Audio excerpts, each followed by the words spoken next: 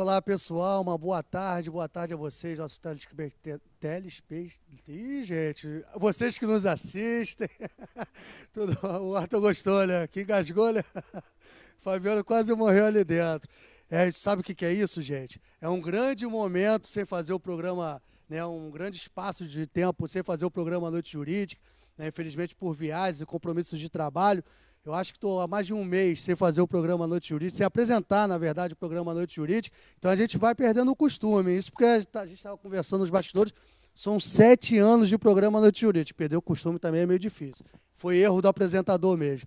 Gente, hoje eu estou aqui sem comentários, né, com meus convidados, né, em comentários porque eles vieram do Rio de Janeiro, né, saíram do escritório deles para estarem aqui com vocês na cidade de Cabo Frio. Se bem que também não é muito sacrifício não, que eles já foram ali, visitaram a praia, né, almoçaram ali em alguns dos restaurantes, em um restaurante ali na beira do canal, puderam desfrutar, né, de uma boa paisagem aqui da nossa linda Cabo Frio, da nossa linda região dos lagos.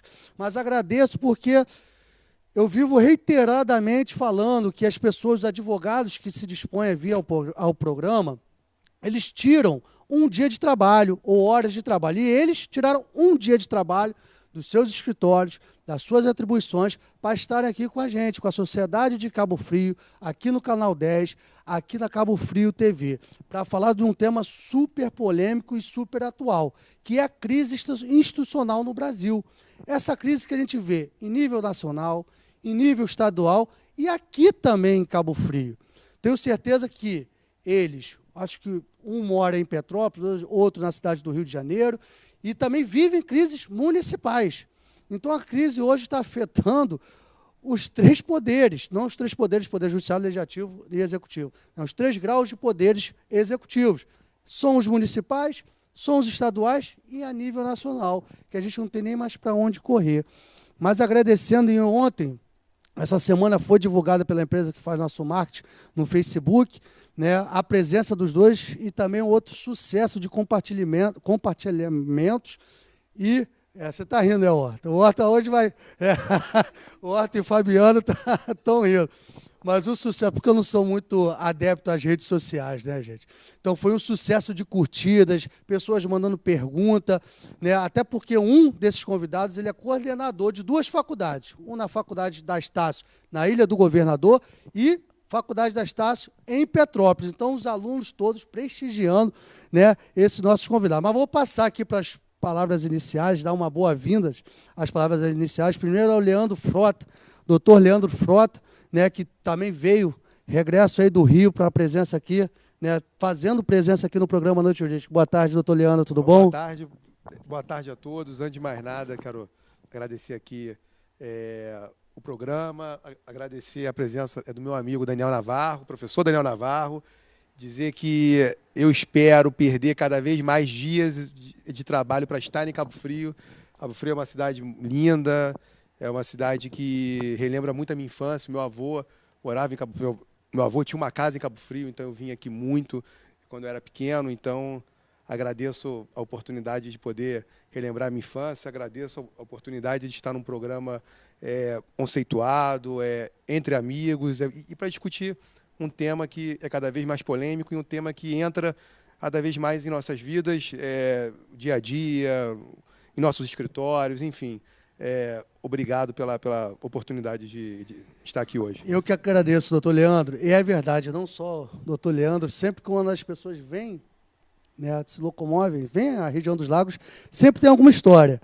Seja em São Pedro da Aldeia, seja em Guaba Grande, seja em Araruama, Cabo Frio, Búzios, sempre tem algumas histórias, né, que relembram ou a infância até os tempos atuais. E nosso amigo, doutor Daniel, meu amigo, que eu tive o prazer de conhecer, os dois já conheço, né, há pouquíssimo tempo, mas já posso dizer que fazem parte, né, do meu ciclo de amizade. Doutor Daniel Navarro, muito obrigado pela presença, um grande amigo, conheci ele no programa PPDG, curso de mestrado, aí na verdade é doutorando na faculdade da Universidade Veiga de Almeida, e a gente acabou estudando junto. Infelizmente não pude pegar a cola dele não, porque no mestrado não tem, não tem prova assim, mas me auxiliou muito, eu iniciando essa carreira acadêmica, ele já doutorando, já concluiu o mestrado e agora é doutorando, e me auxiliou muito nesses meus primeiros passos na vida acadêmica, na vida acadêmica, na verdade, não, na vida científica do direito. Boa tarde, doutor Daniel Navarro. Muito obrigado pela presença. Boa tarde, Rafael. Eu que agradeço primeiramente aqui, o convite. Muito obrigado mesmo. A sua modéstia realmente cativa a gente. Eu tenho certeza que você me ajudou muito mais do que eu tenho te ajudado aí nesse PPGD, lá nos nossos estudos, né?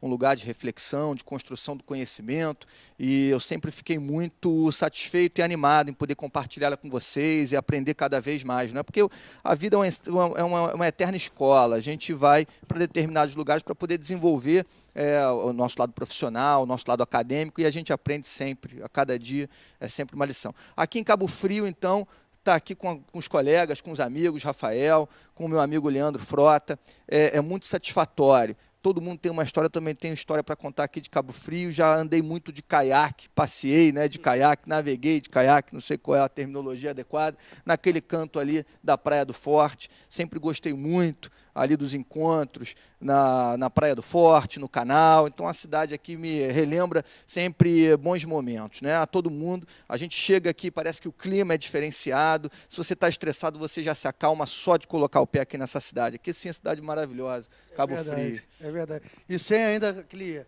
índice de violências altíssimos, né? A gente tem violência, mas sem aquele índice. Gente, eu não apresentei o currículo dos nossos convidados, apesar de ser... Eu estaria aqui fazendo só o programa para apresentar o currículo dos dois, né? A gente perderia 1 hora de programa só para apresentar o currículo dos dois.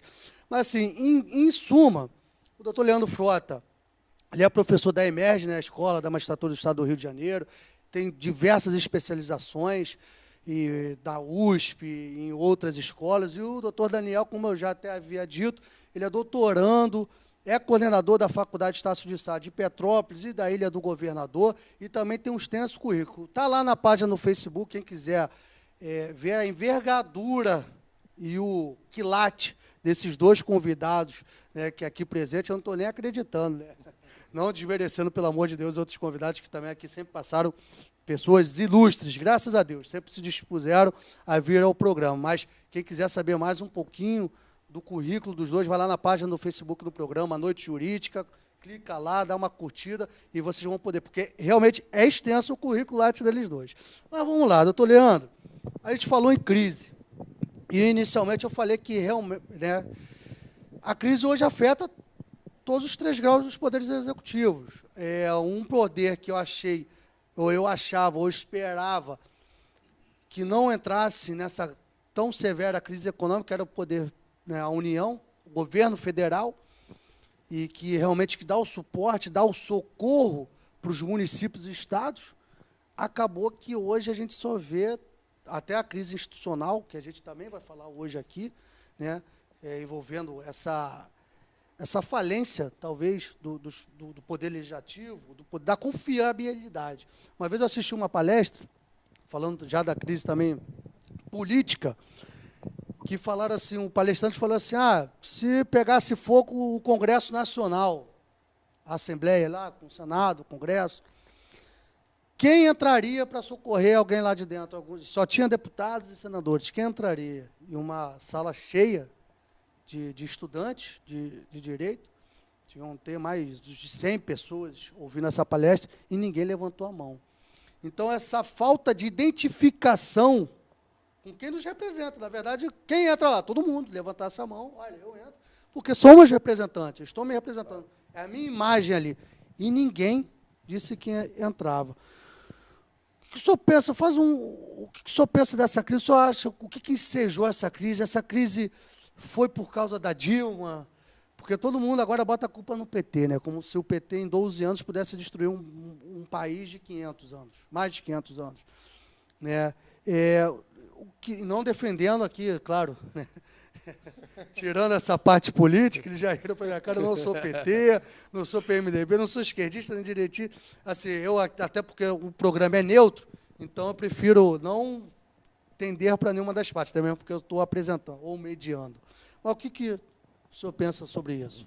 Primeiro, antes de mais nada, é uma pena, né, como operador do direito, como advogado, e como um professor em início, né, de profissão, saber que uma turma ela ficou calada, né? Sabia que uma turma ficou calada. Por quê?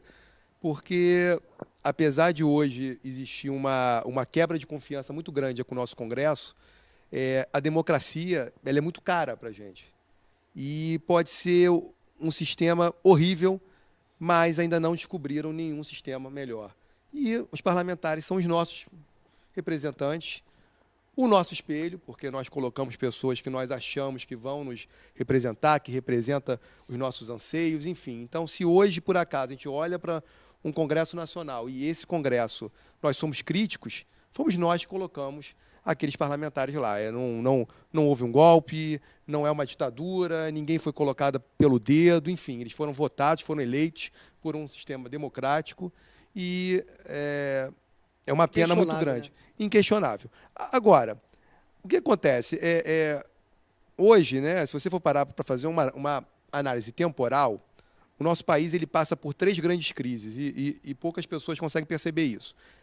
Uma crise política, que no nosso noticiário, né, todo dia a gente liga o jornal, em outros jornais está lá dizendo, aconteceu isso no Congresso, o nosso presidente ele não tem mais condição, enfim.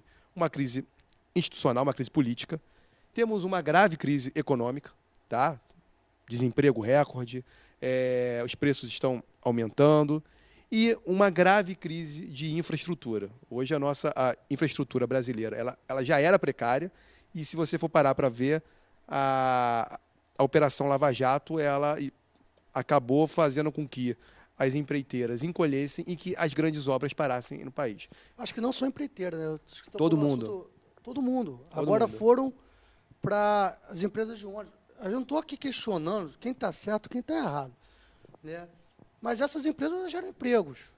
Aí fica a pergunta, aonde empresas fechando, empresas de ônibus, acho que foram 7 no Rio de Janeiro. 7 empresas de ônibus. Construtoras abrindo falência. Pô, desemprego recorde. O Rio de Janeiro, desculpa até de cortar, o Rio de Janeiro é o único estado da nação, o único estado que o desemprego aumentou. O resto estabilizou, os outros estados, e no Rio não, continuou tendo o desemprego. E olha que momento triste que nós vivemos. Pela primeira vez, um presidente da República é denunciado, né? Há uma denúncia na Câmara dos Deputados, para ver se a Câmara autoriza o Supremo a processar o presidente Michel Temer. E, pela primeira vez, um ex-presidente é condenado, deixando claro que cabe recurso, no caso do presidente Lula, e deixando claro que a Câmara pode rejeitar. Mas nunca aconteceu isso no nosso país. Verdade. Entendeu? Então, hoje, o Brasil passa... Qual é a imagem que o país passa para os investidores estrangeiros? É uma imagem horrível. É um país que não tem segurança jurídica, a gente não vê segurança jurídica. É um país que tem infraestrutura precária. É um país que é caro para você investir, porque nós temos uma alta carga tributária e agora o governo, tendo uma visão míope, entendendo que vai fechar as contas, aumentando os tributos, aumentando os impostos. Como sempre. Um noticiário, né? A gente acorda todo dia vendo que algum ex-figurão é do governo ou atual dirigente do governo está sendo conduzido e acaba sendo preso. Ou seja, passa uma imagem que as instituições estão falhas. E isso é muito perigoso, porque se for parar para fazer uma pequena análise, as ditaduras iniciam, né, em países onde tem ditaduras, quando inicia com falências das instituições. Estamos, não digo a um passo de ter uma ditadura, mas estamos a um passo de realmente descrédito de todas as instituições. Ou talvez não uma ditadura militar, mas também uma ditadura até de algum poder. Sim, claro. A ditadura não precisa ser a ditadura militar, a entrada do regime militarista. A ditadura não é professor Daniel ou doutor Daniel. Do jeito que você quiser. A ditadura pode ser até de algum dos poderes. Acredito que não seja nem do legislativo nem do executivo. Até mesmo porque eles estão até sem poder. Sim. Nessa seara que a gente vive, nessa estrutura que a gente vê, eles estão até sem poderes, vivendo com medo. Ontem mesmo, eu vi uma notícia falsa, porque até mesmo eu nem procurei saber se era verdade, mas duvido muito que fosse verdade, vocês me corrijam, né, que eu também cheguei muito tarde ontem do Rio, então nem deu tempo. Mas mandaram para o WhatsApp que tinham inúmeros carros da Polícia Federal em frente ao Congresso, e que estava a notícia que eles estavam fazendo busca e apreensões dentro dos gabinetes dos deputados, isso a gente tem 513 deputados, e que estavam com não sei quantos mandados de prisão, que sairiam todos presos. Eu nem procurei saber por 2 motivos. Um, porque eu não acredito nessas notícias de internet, e segundo, que a Câmara está em recesso. Então, eu falei assim, mas você vê o que divulgam, o que estão difundindo, essa falta de identidade, a gente com o poder legislativo, sejam eles os representantes. Exatamente, Rafael. Essa questão que você tocou aí é um ponto fundamental, porque se fala muito em ditadura e a ideia de ditadura já remete a uma ditadura armada do poder executivo, né? Na verdade, nós tivemos sim uma ditadura do poder executivo aqui na nossa sociedade. Muitos especialistas falam, olha, a ditadura do executivo não funcionou. Não funcionou. Não é? Aí, logo depois, derrubada a ditadura do executivo, veio a ditadura do legislativo, que também não funcionou. Por que se encontra, né, em voga essa questão agora da atual ditadura, que seria a ditadura do Poder Judiciário? Porque é a tábua de salvação, não é? É a última corda que o náufrago tenta se agarrar para poder ver alguma salvação.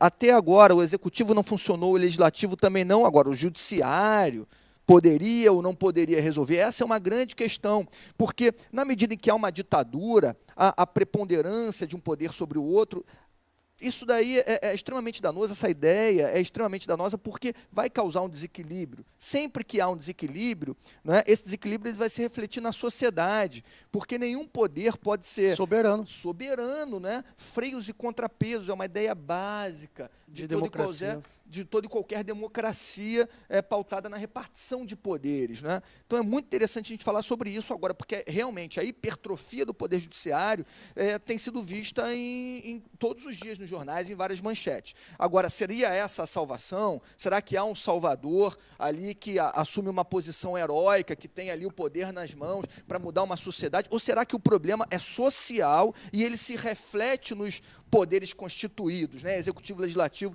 e judiciário? É uma questão para a gente parar para pensar. Até que ponto essa falta de honestidade, por exemplo, ela está nos poderes, né? Está constituída nos 3 poderes, ou se pode ser aí uma influência social que vai refletir nos poderes, né? E me assusta muito essa ideia de um salvador. Porque, imagina só, a gente pensa assim, olha, está tudo errado,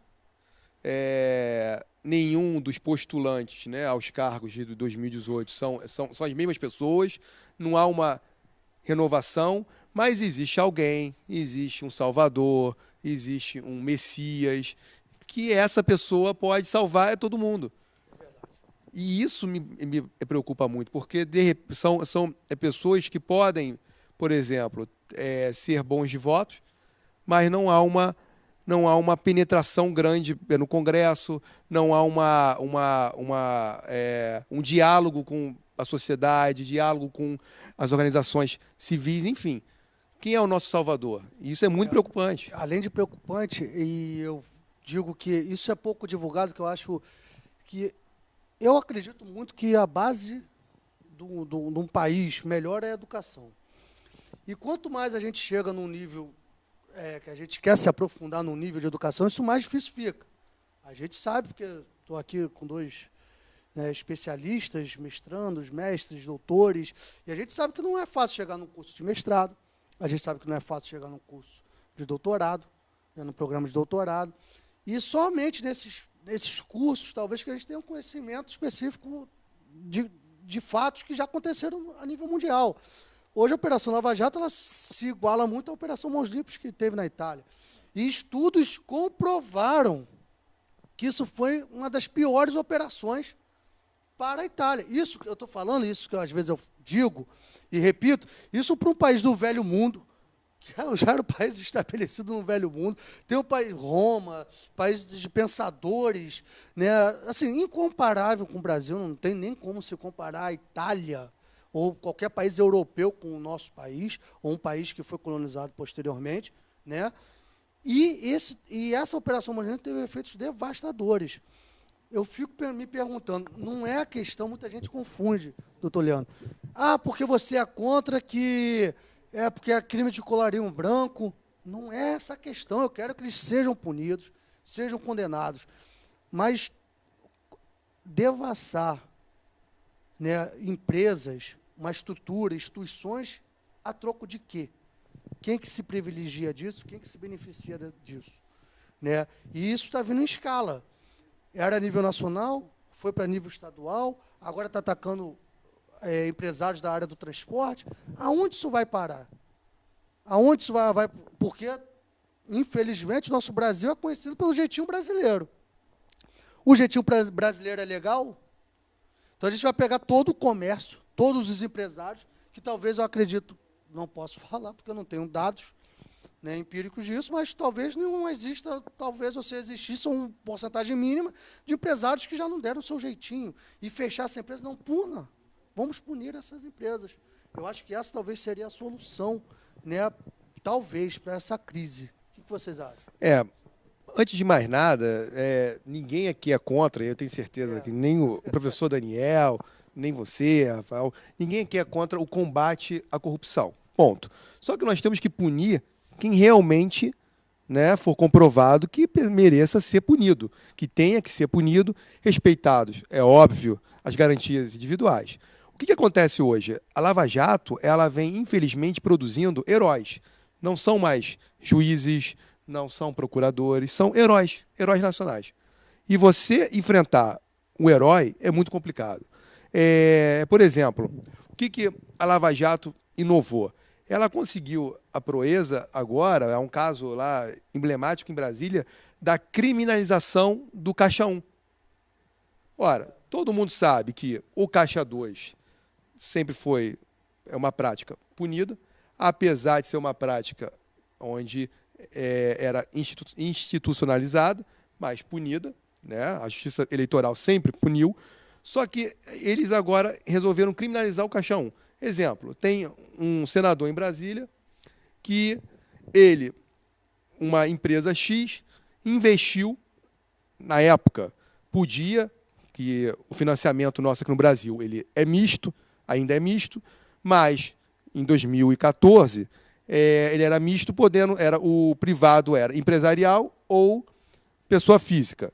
Hoje em dia é só pessoa física. E aí uma empresa X, que está envolvida na Lava Jato, ela financiou legalmente, tá, o partido do senador. Ela fez uma doação de campanha para o partido, que você pode doar tanto para o partido quanto pode doar para o candidato. Ela doou para o partido. O partido, que tem ali recursos tanto públicos, né, e quanto privados, quanto recursos privados, doou para o senador e para vários candidatos, deputados federais e deputados estaduais. O que o Ministério Público fez? Olha, é uma lavagem de dinheiro. É impossível ser lavagem.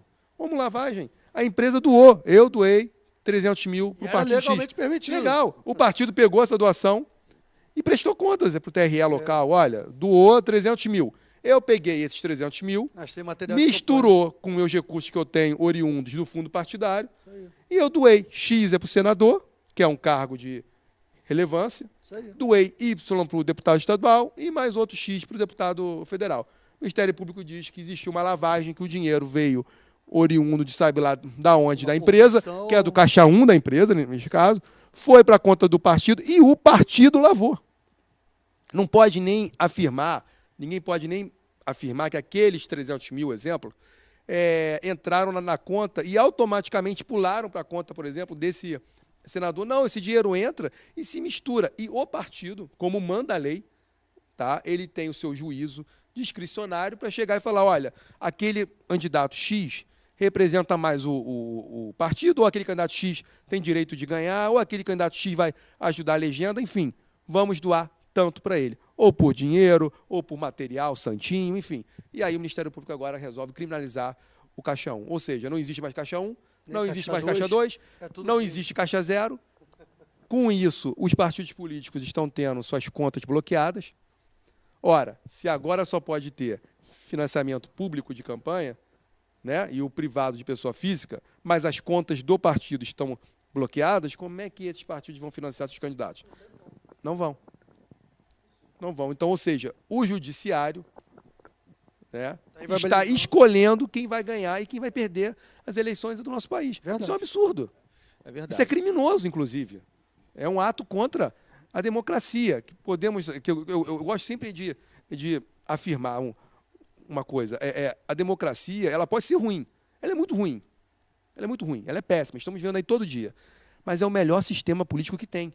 A democracia, apesar de ser ruim, ela é muito melhor do que uma ditadura, seja militar ou seja uma ditadura civil. Porque aqui nós sabemos as regras do jogo, que é isso que importa. Nós não podemos saber quem vai ganhar, mas nós sabemos quais regras nós estamos disputando aquele jogo. Já uma ditadura é sem regras. É verdade, a gente cada dia é uma surpresa.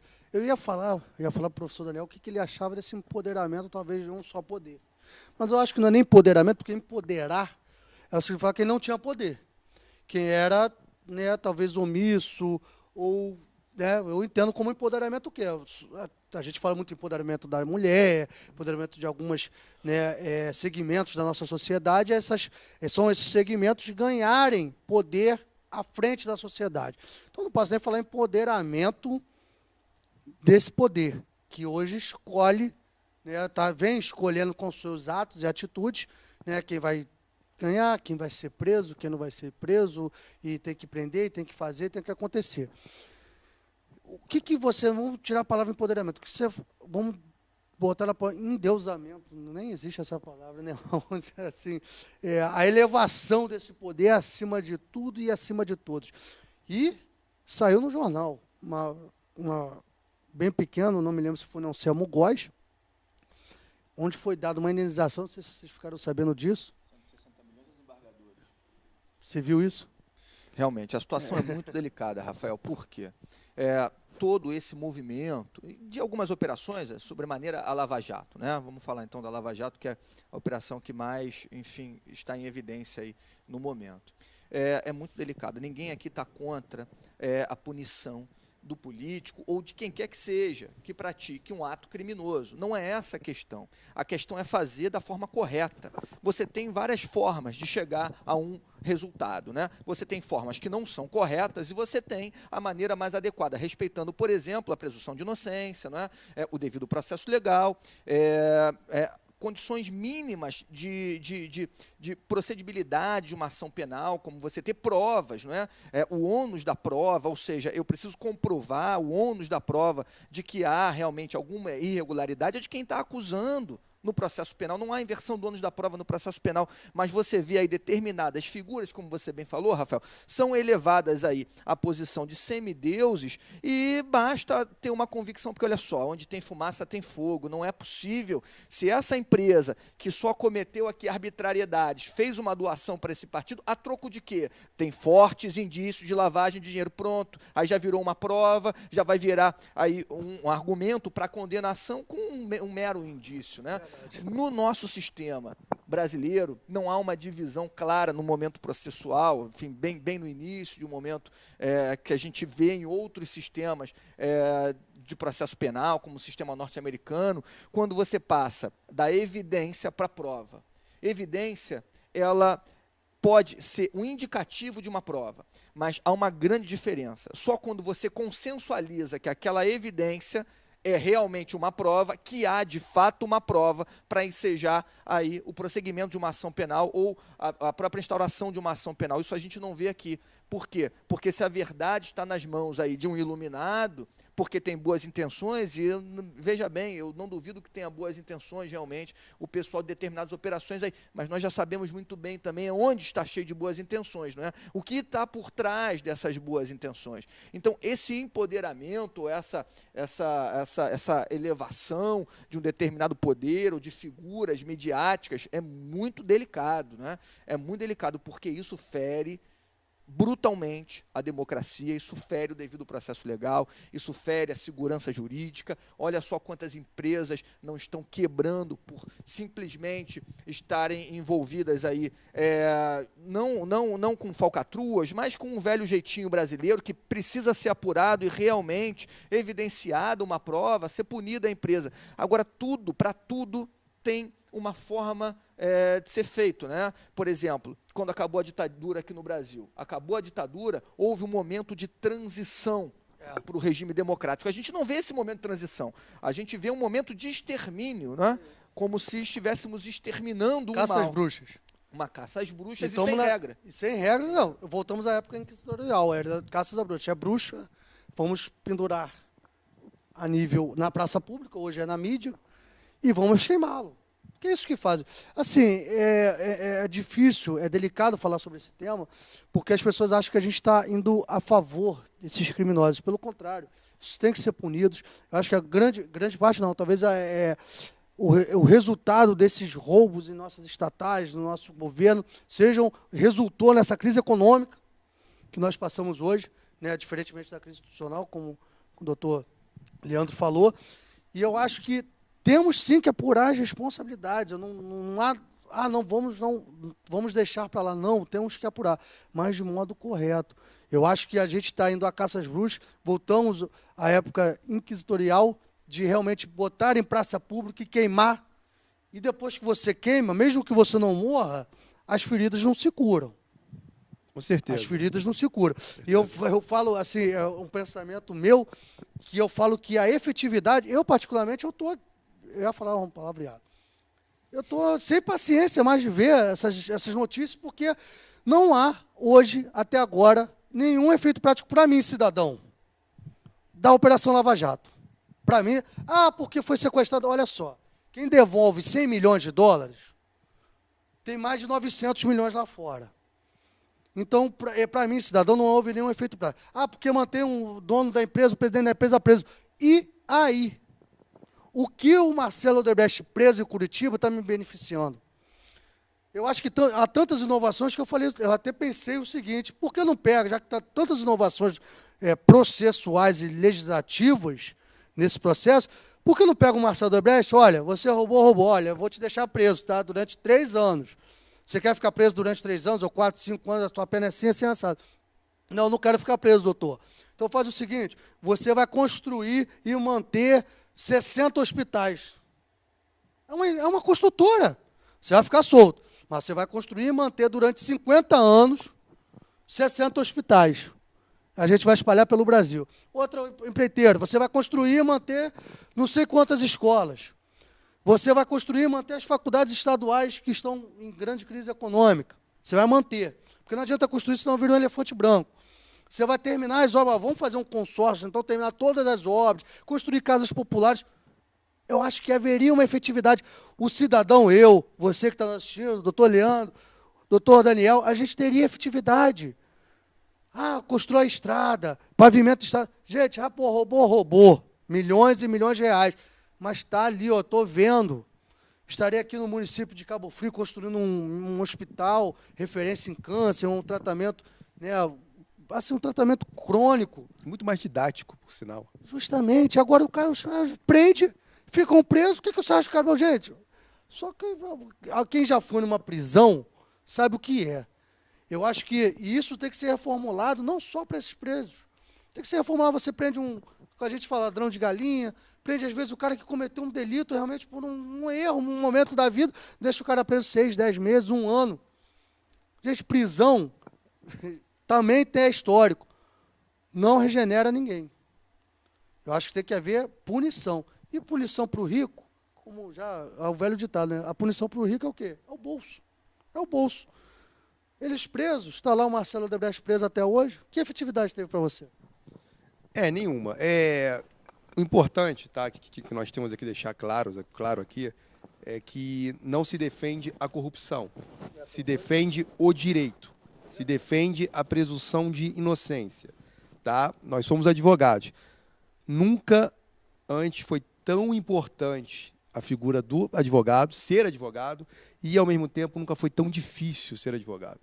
Porque pouca gente diz que a Operação Lava Jato e outras operações com esses heróis, eles vêm atacando e atrapalhando o direito de defesa e o direito dos advogados de conseguirem assistir bem os seus clientes. Não importa se eles cometeram o crime X ou o crime Y. Todos eles são merecedores de direitos. Todos eles têm que ser penalizados conforme os seus delitos. Nós não podemos olhar e, olha, é rico, rico nunca foi punido. Então, agora que ele vai ser punido, ele tem que ser queimado em praça pública, porque há uma... Nós não estamos aqui para fazer revanchismo histórico. Tá? Então, o papel do advogado não é defender a corrupção, não é defender corrupto, não. É defender direitos. Tá? Isso aí é uma questão muito clara. Que pouca gente entende. Que eles dizem, mas você advoga para bandido. Não, ninguém aqui advoga para bandido. O nosso papel não é defender o bandido, em sim garantir que ele vai ter um julgamento justo, que os direitos serão preservados, que ele vai ter um duplo grau de jurisdição, ou seja, né, uma outra instância vai rever o caso dele, poder manter a punição ou não, que o advogado dele vai conseguir fazer uma boa defesa, que ele vai ter acesso aos autos, acesso às provas, que hoje em dia isso é muito difícil. Você chega numa delegacia, às vezes você não tem acesso ao inquérito, você tenta despachar com o juiz, ele não te recebe. Nunca antes as nossas prerrogativas foram tão violadas. Então, é importante deixarmos isso muito claro. Agora, prisão não regenera, muito menos é no Brasil. Eu nunca vi ninguém sair da prisão, eu saí da prisão e sou uma nova pessoa. Pode ter um caso ou outro, mas né, nós não estamos lidando aqui com exceções, estamos lidando com a regra. É muito mais importante, eu também sempre defendi essa tese, tá? Que se cometeu o crime e ele vai ser punido, a punição ela tem que servir para algo. Se foi um crime, vamos dizer assim, que lesou a sociedade como um todo, a sociedade como um todo ela tem que ser beneficiada. Devolveu, por exemplo, a Petrobras, desviaram X bilhões. O dinheiro voltou para onde? Para os cofres da mesma empresa, onde outras pessoas podem desviar de novo. Em nenhum momento esse dinheiro, aquela pessoa que passa ali pelo prédio, olha aquele colosso lá no Rio, fala assim, poxa, roubaram X aqui. Ela não vai ver diferença nenhuma. Roubaram X do estado do Rio. Esse dinheiro vai ser devolvido para onde? Para a conta do Rio. Seria muito melhor, roubou quantos milhões? Roubou 100 milhões. 100 milhões? Quantos servidores públicos que estão sem dinheiro, 100 milhões pagaria o seu salário? Quantos? Não, vai para a conta do Estado, aí o Estado tem direito a gastar com publicidade, tem direito a gastar com cargo de confiança, tem direito a gastar com passagem aérea, com verba combustível, verba paletó, verba auxílio moradia, que agora o Poder Judiciário adora, né? Auxílios e mais auxílios e mais auxílios, enquanto... E aí... os aposentados estão sem receber. E outra, que me entristece muito, o nosso teatro municipal está para ser fechado. Pouca gente sabe, mas se o Rio de Janeiro, o estado do Rio de Janeiro, o município é do Rio de Janeiro, né? É um estado, é um município cosmopolita, graças muito por causa do nosso teatro municipal. Verdade. Nós somos a capital da cultura aqui no país, nós somos a capital do turismo no país. E o nosso maior marco, que é aquele teatro municipal... Lindo, por sinal. Está para ser fechado e os servidores, os profissionais, os bailarinos, estão sem receber, estão tendo que ter ajuda da população. A própria população que sofre a crise diária é ela que está doando cesta básica, é ela que está doando material de limpeza, não são os nossos governantes. Então, esse dinheiro retornar para uma conta para ser gasto com nada, realmente, o Estado não vai ver efetividade nenhuma. Teria que ter destinação, né? O que você... Justamente, eu acho que já se legisla tanto, né? Se cria tanta regra que não existe para poder prejudicar A, B ou C, claramente, né? Por que não criar uma regra para beneficiar? Eu concordo plenamente, né? Na medida em que a punição ela serve de exemplo, aí sim a gente vê uma efetividade da punição, como o Leandro bem falou, doutor Leandro. Né? A partir do momento em que eu vou punir aquele indivíduo não por um sentimento de vingança, fez isso, agora vai ver o que é bom, vai ficar encarcerado, vai ver o que quer ficar preso. Isso é um sentimento de vingança, isso não adianta de nada para a sociedade. Mas ele vai ficar longe da sociedade, não vai cometer mais crime. Não regenera. Encarceramento não regenera. Agora, se esse indivíduo fosse ali condenado, realmente, olha, você desviou 50 milhões, então você vai devolver esses 50 milhões, vai ter mais uma pena de outros 50 milhões e você vai usar o seu poder intelectual, já que você é tão inteligente, tão perspicaz aí para poder desviar dinheiro público, para poder criar investimentos que gerem renda para a população necessitada. Por que não utilizar a pena justamente como um exemplo do que fazer e o que não fazer ao mesmo tempo, né? A gente foi inserido, acho que, não sei, embasamento histórico, se houveram outras atrás, mas uma inserção dessa questão da substituição da pena por, eu acho que é uma efetividade para a sociedade, foi com a 9.099, de 95, 1995, e ainda mais no GCRIM, na parte do juizado especial criminal, que realmente o cara lá pichava. Pichou, qual vai ser a sua pena? Você vai ter que limpar o muro. O cara lá foi pego com quantidade de droga. Então tá bom, olha só, sabe o que você vai fazer? Vai 1 hora ou 2 horas para a entidade tal, né, um asilo, alguma coisa, prestar os seus serviços lá. Começou a ter essa contraprestação, desde que seja feita de forma correta, que, né, a gente sabe que muitas dessas penas, às vezes, não são cumpridas de forma correta. Mas se fosse cumprida da efetividade, realmente, o cara que pichou está limpando o muro. O cara que estava lá com sua droga e foi pego com sua droga, está lá prestando auxílio ao asilo, né, ou a crianças órfãos, ou prestando auxílio num serviço público, né? E isso a gente fala, a efetividade. Aí todo mundo se revolta, a grande maioria, não vamos falar da exceção, mas a grande maioria que eu ouço, todo mundo se revolta, porque os presos a gente sustenta, custa tanto por mês, e fica, eu, para falar a verdade, também não, sem dados empíricos, eu não sei falar o quanto custa um preso realmente. Já ouvi falar em 1.000 e pouco, já ouvi falar em 800, então não vou falar, mas custa alguma coisa, claro, para o Estado. Só que custa mais do que custa um aluno na escola. Isso é fato. Aí, olha só que absurdo. Um preso custa mais que um aluno. Então a gente investe mais no cara que cometeu um crime do que numa pessoa que, para não cometer aquele crime. Por que não pega os presos que cometeram realmente crimes, que estão cumprindo pena, bota para fazer serviços básicos? Talvez a sociedade iria começar a perceber a sua efetividade nas sanções impostas pelo Estado. Iria ter mais, talvez, uma satisfação.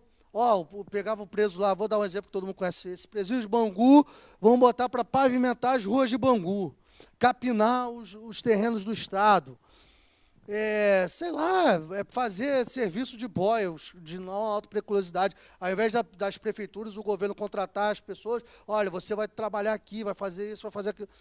O cidadão, a sociedade iria começar a ver a efetividade, né? Isso numa crise que a gente hoje vive econômica, eu acho que deveria ter sua reversão desses crimes.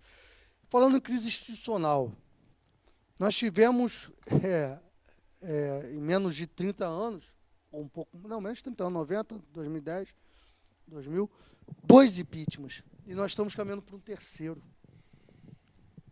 É muito pouco tempo vamos falar assim, da nossa nova Constituição, que é a da última Constituição de 1988, nós temos 2 impeachments, e eu acho que só o presidente que conseguiu terminar o governo foi o Fernando Henrique, se eu não me engano, e o Lula.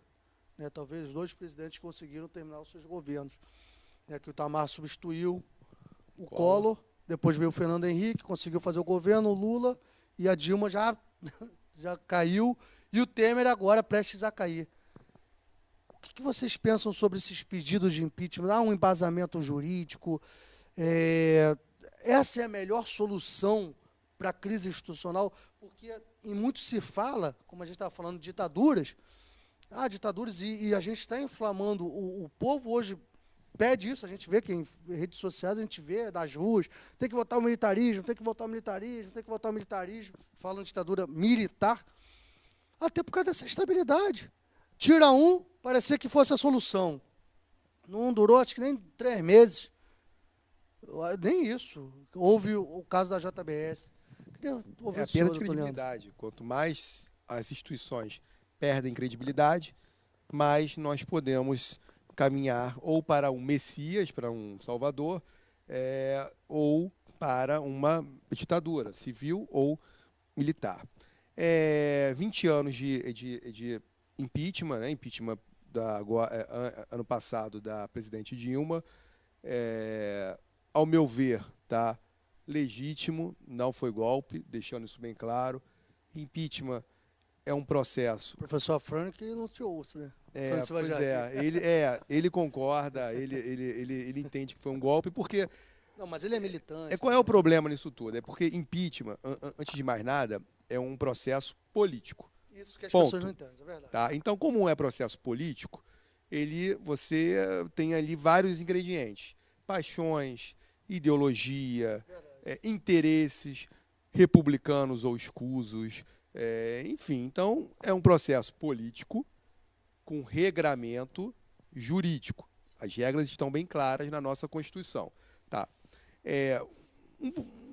Um presidente, isso aí é no mundo inteiro, e é o caso, por exemplo, posso citar aqui, emblemático do Clinton. O Clinton quase sofreu impeachment, porque não sei se vocês lembram, mas o caso que ele se envolveu com a estagiária. Um presidente, para sofrer impeachment, antes de mais nada, ele tem o quê? Ele tem uma perda de poder político, ele tem uma perda de poder com a sociedade. A sociedade passa a perder aquele poder dele, aquele encanto dele, aquele poder de barganha, coisa que, por exemplo, o Lula nunca perdeu. Olha, a sociedade me apoia, eu tenho 80% de aprovação, a sociedade apoia as minhas reformas, apoia as minhas ideias. Então, a presidente Dilma já tinha perdido isso. E quando ela perde apoio popular, que é o termo, o povo começa a cobrar de quem? De seus representantes. Então, o parlamentar, ele vai para a sua base, exemplo agora, recesso, ele vai até a sua base, e o seu eleitorado cobra dele. Olha, peraí, você tem que votar contra. É um presidente que está aumentando o desemprego. Eu fui demitido ontem, minha esposa foi demitida, minha esposa não arruma mais emprego. Tal. Então, ele começa a sofrer pressão. E daí inicia-se esse processo de impeachment. A crise agora é culpa do governo Temer? Sim e não. Ou posso dizer não e sim. Por quê? Uma crise não surge de um ano. Não é uma crise, olha, ele destruiu o país estava excelente e por causa dele o país foi destruído. Se for pensar como presidente, vem o não. A crise não é culpa dele. Mas se a gente for parar para fazer uma análise bem rápida, ele era vice-presidente em 2 mandatos da presidente Dilma, ou seja, ele participou de todas as políticas públicas, ele participou da política econômica, o partido dele deu sustentação ao governo. Então, ao meu ver, é partícipe, tá, de todo esse cenário caótico em que nós estamos vivendo. Há elementos por um processo de impeachment? Sim. Há elementos, vamos dizer assim, para essa ação que ele sofre, de que essa autorização para ele poder ser processado pelo Supremo, ao meu ver, não. Tá? Ele recebeu um empresário em sua casa. Bem, quem não receberia, até porque a casa dele, diferente da nossa, é também o escritório político dele. Tá? Isso aí já o Supremo já entendeu isso, tanto é que o presidente Lula, o presidente Fernando Henrique, a presidente Dilma, o presidente Collor, todos eles faziam reuniões políticas em seus palácios. Então, ali é uma extensão política. Não é só uma casa como a nossa, que a gente sai do nosso trabalho e vai para casa para almoçar, jantar, nossa família e dormir. Não. Então, ele recebeu o maior empresário, tá, do agronegócio brasileiro e teve uma conversa que achou, isso aí estou falando de uma maneira muito preliminar, porque as investigações também não avançaram. Teve uma conversa com algumas perguntas e algumas respostas estranhas, mas uma conversa estranha não significa que você esteja cometendo crime. Até aí, então, não vejo prosperar essa autorização. Agora, claro, isso vai depender do quê? Do apoio político. Estamos em recesso. Recesso é importante para ele conquistar a base, ligar para os parlamentares, olha, vota em mim, mas, ao mesmo tempo, é ruim porque aquele parlamentar que vai até a sua base vai sofrer pressão. E aí é aquela coisa, se for um estado, se for um município que discorda dele, ele vai chegar e vai ter que rever seu voto. Mas é difícil, né? É muito complicado, né? Já partindo dessa questão aí inicial tratada, se foi golpe, se não foi golpe, isso é muito polêmico, porque tudo bem, é uma decisão política, ninguém tem dúvidas disso, né? Agora, por que essa decisão política, à época, foi levado em consideração e hoje, por exemplo, não está sendo levado com a mesma seriedade. Porque, por exemplo, nenhuma pedalada fiscal nunca, jamais foi considerada ou responsabilizada em nenhum governo. E justamente nesse governo da presidente Dilma foi. Eu não sou partidário lá de uma bandeira X, Y, ou não sou petista, eu não sou do PMDB também, mas eu Olha, fico por favor, perplexo. depois não vai encontrar no Facebook aí, você de camisa vermelha, PT. Pois é, mas também não tenho nada Mas contra. eu já estou desconfiando aqui já. Eu não tenho nada contra ninguém, mas a questão é essa, né? Na medida em que você considera um ato que até então era normal para poder derrubar um presidente, por interesses escusos, talvez, como disse meu amigo Leandro, por que não considerar como um Eu golpe? disse talvez, tá? Talvez. Eu não disse que era interesse escuso, Por que talvez. não considerar como um golpe, não é? Porque já tivemos, depois da queda da presidente, várias pedaladas também, e aí até agora? Nada se falou sobre as pedaladas, né? E nada se fala. E nada se fala, é muito interessante essa questão aí, né? Mas eu acho que foi o que o Toledo falou, como é um processo político, e essa falta de empatia com o público, e também eu acho que, eu ia resumir, eu acho que é mais com os parlamentares do que com o povo. Porque pode até não ser simpático, como o presidente Michel Temer não tem nenhuma empatia com ninguém. Até mesmo porque eu acho que é o presidente hoje assumiu com maior impopularidade do Brasil, da história do Brasil. Então eu acho que. Mas ele tem o seu jogo de cintura com os parlamentares. E por isso talvez isso não progrida. Justamente. Não, a presidente ela já não tinha mais nenhum tipo de apoio no Poder Legislativo. Isso tornou ali a situação insustentável. Nenhum presidente consegue governar sem ter o apoio do Congresso. É impossível, seria impossível, uma questão de tempo. Agora também, só para a gente poder refletir, nos dois últimos mandatos, não é, do presidente Dilma, da presidente Dilma e do presidente Lula, né? Lula, Dilma e mais meio mandato aí talvez da Dilma. Nunca se viu um crescimento do país tão sólido, pelo menos no que se refere à educação, como nesses últimos tempos, né? Você, coordenador de faculdade, pode dizer. Nunca nós tivemos um acesso tão grande à educação no ensino superior, nas bases também, esse crescimento que eu digo, crescimento educacional. Nunca o país investiu tanto, não é, no social, sobremaneira na educação. E essa é uma questão para a gente pensar, né? Será que incomoda algumas pessoas isso? Não.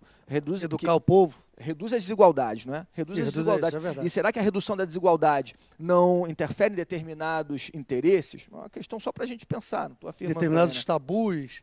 Né? Uma vez eu falei que o programa passava rápido, né? 1 hora de programa, eu falei assim, não tem intervalo, e aí passa muito rápido. Hoje, agora a gente só tem alguns minutinhos ali.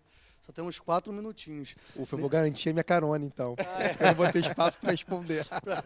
4 minutinhos, mas já convido vocês a voltarem ao programa. E realmente é um tema muito polêmico. Eu acho que esse tema da crise é um tema que e nosso programa é um instrumento de comunicação para o povo.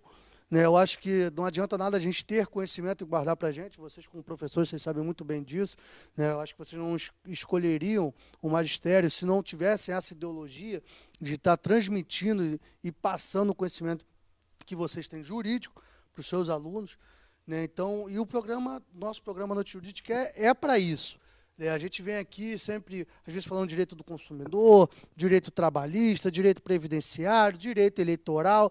A gente fala de vários ramos do direito, e justamente para dar esse conhecimento, levar um pouco desse conhecimento a quem não está assistindo, para que eles façam exercer os seus direitos.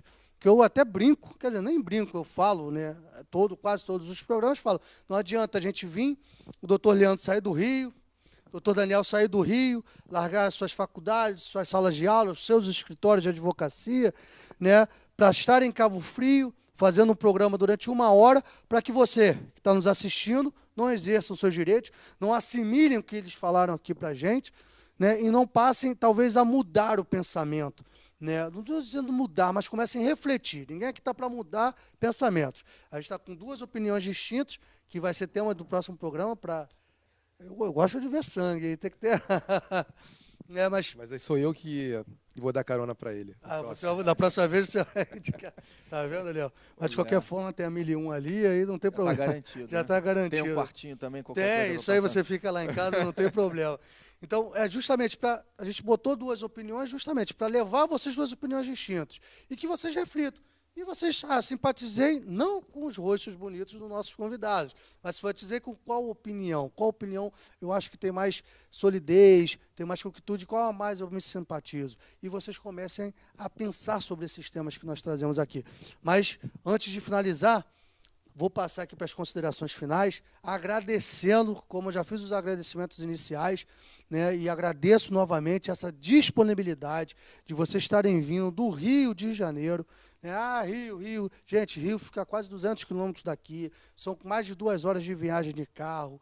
E eles largaram realmente, não largaram, né? Abriram mão de estarem nos seus escritórios, nas suas coordenações, nas suas salas de aula, preparando aula, corrigindo, seja lá o que for, para estar aqui 1 hora, né, do seu dia, compartilhando esse extremo conhecimento que os dois têm, são dois monstros da advocacia, esse extremo conhecimento aqui com vocês. Então, vou passar primeiro para o doutor Leandro Frota, muitíssimo obrigado, e já agradecendo também ao doutor Daniel, mas para suas considerações finais, doutor. Obrigado pelo convite, obrigado, Daniel, que é um amigo querido, eu aprendo muito com o Daniel. Obrigado a vocês que estão nos assistindo. Quero dizer que eu concordo, tá? Antes de mais nada, é importante que todos nós, ainda mais os operadores do direito, tenhamos alguma opinião sobre algum assunto, tá? Que a gente escolha, de fato, um lado. É importante ter lado, ainda mais hoje em dia, em nossa sociedade. Tem uma passagem que eu gosto muito, é da Divina Comédia, de Dante Alighieri, que é mais ou menos assim: o pior inferno está reservado para aquelas pessoas que permaneceram neutras em períodos de crise. Tá? Então, não importa se você acha, se você entende, acha não, porque operador do direito não acha, né? Mas, olha, eu concordo, eu acredito que foi golpe, eu acredito que não foi, enfim, acredite em algo, defenda seu ponto de vista, tá? Nós que estamos em sala de aula, o Daniel muito mais até do que eu, mas eu tenho certeza que ele adora aluno que tenha opinião, tá? Isso enriquece, faz com que a gente cresça e aumente muito mais a nossa cultura e a nossa participação.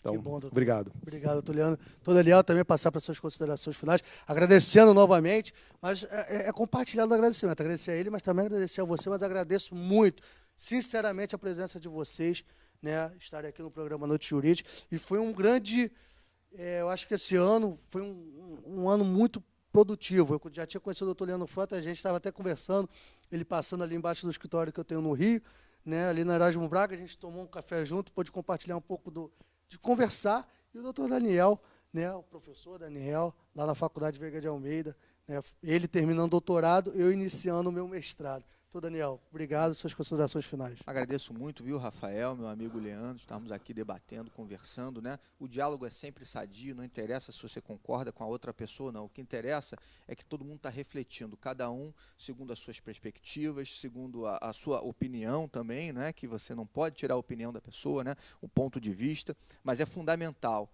refletir, e você pode refletir e discordar, desde que respeitosamente. O que a gente não vê hoje em dia, inclusive por aí nas redes sociais, né? Parece que uma pessoa que não concorda com você vira sua inimiga, uma relação de amigo e inimigo. Isso não pode acontecer jamais num meio construtivo, como é aqui o caso do programa, que eu agradeço sobremaneira o convite e estou sempre à disposição aí, doutor Rafael, que precisar de mim, quando a gente quiser aí debater, brigar mais daqui a 15 aí com o dias, Leandro, então. a gente briga. Muito obrigado a vocês aí pela atenção. Tenham todos aí uma boa noite.